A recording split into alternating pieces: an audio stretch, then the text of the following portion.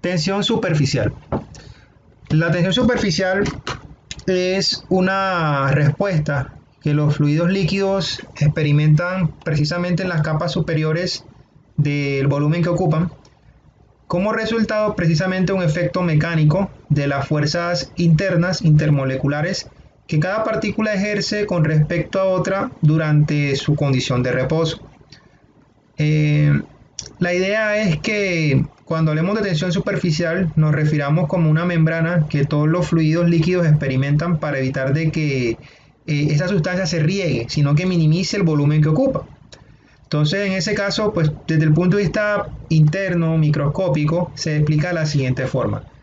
Pues si tú tienes una molécula igualita aquí, ella va a generar una fuerza del mismo sentido para esta que la que tiene al lado y la va a mantener ahí estática, manteniéndola electrostáticamente quieta. Si tienes una molécula arriba, entre ellas dos se van a contrarrestar las fuerzas intermoleculares y la molécula se va a quedar quieta. Esta teoría funciona perfectamente en este concepto cuando las moléculas las analizamos interiormente en el volumen del fluido. Pero pasa lo siguiente acá arriba. Y es que cuando la molécula está arriba, en la interfaz con un gas, por ejemplo el aire, y supón tú que esto sea agua, resulta que la fuerza molecular que hace la molécula o el cuerpo o la partícula en esta parte superior no tiene su fuerza contrarrestante del mismo fluido en esta parte superior porque hay otra sustancia acá arriba. Entonces, ¿qué pasa? Que básicamente hay una fuerza neta que tiene la molécula o todo el conjunto de moléculas que están en la superficie que no tienen contraparte o contrapeso en esta parte de acá arriba. Sucede entonces de que esa fuerza total que hacen todo el cúmulo de partículas arriba producen ese efecto de recogimiento, es decir, de que la sustancia no moje tanto. Cuando hablo de mojabilidad es un concepto físico que la física, incluso de la fisicoquímica, tiene entendido, y de acuerdo a la naturaleza del fluido y las fuerzas de cohesión y adiación que tenga cada uno de ellos, esa fuerza va a producir de que el fluido se esparza con más facilidad o no sobre una superficie sólida. ¿Ok?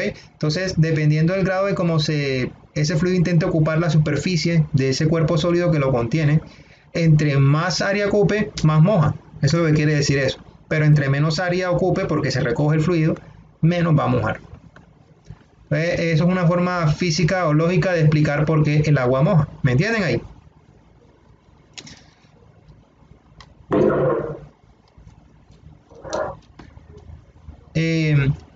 Bajo ese enfoque, la tensión superficial como propiedad se mide en fuerza por unidad de longitud.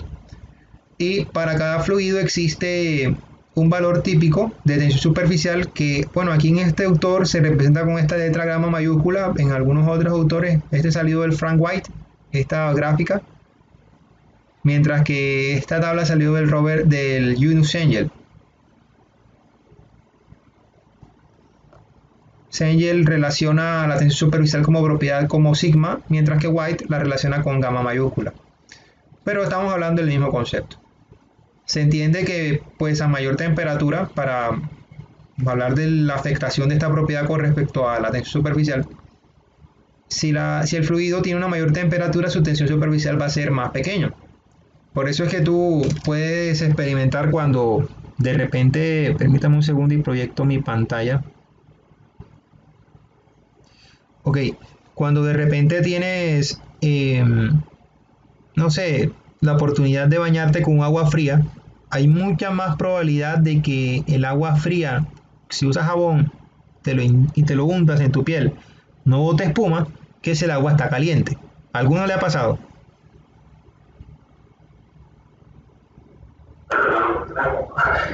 ¿Nunca te habías dado cuenta? El agua fría, cuando está fría, es difícil de que genere espuma comparada con el agua caliente. Y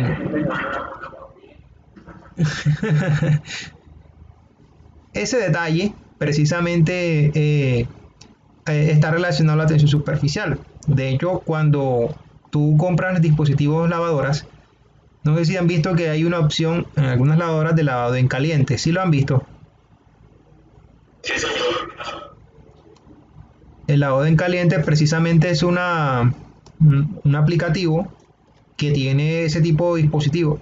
Y lo que hacen es reducir la tensión superficial del fluido, que en este caso es el agua, para que ingrese sobre el tejido de una mejor forma, el tejido del vestido o de la prenda que se va a lavar. Si hacemos lo mismo cuando lo comparamos con de pronto utilizar jabones, el jabón es un texoactivo, es una sustancia que reduce la tensión superficial del agua para que ella pueda ocupar más área dentro de la prenda que se va a lavar.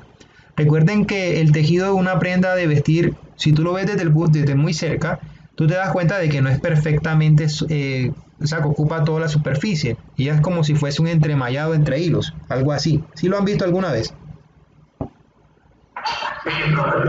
Entonces, cuando los hilos están, de pronto uno de ellos está sucio y se ve así, básicamente es que en la superficie hay una sustancia que está adherida sobre esa hebra de hilo, y lo que tú buscas cuando agregas jabón es que el agua pueda penetrar sobre toda la superficie interna y disolver esa sustancia y sacarla de la prenda, y tú ves que se queda limpia, pero no es porque el jabón limpie, quien limpia es el agua. ¿Sí me entiendes?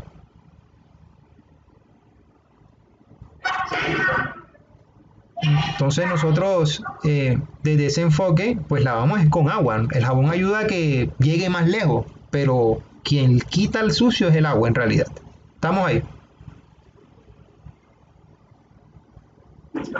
Bien, en el caso de las grasas, cuando también tenemos ese tema de lavado, em, como la fuerza intermolecular de las grasas son apolares, mientras que la fuerza intermolecular del agua es polar, lastimosamente ellas no pueden producir un puente de hidrógeno. Entonces, técnicamente hablando, no hay oportunidad de que se disuelva la grasa en el agua directamente. Pero el jabón produce un efecto que se llama efecto micela. Bueno, algunos jabones, la gran mayoría de jabones, ¿no? Tiene como particularidad, no sé si han escuchado, bueno, Caterina, ¿tú has escuchado lo que es el agua micelar? Bien, el agua micelar es un producto exacto para remover grasas, maquillaje, ¿sí lo han escuchado? Bien, el agua micelar hace el mismo efecto que te estoy hablando en este momento. Ella lo que hace es un puente de hidrógeno como tiene esa condición de poder jugar con las moléculas polares y apolares, la grasa es apolar. Entonces lo que hace la micela es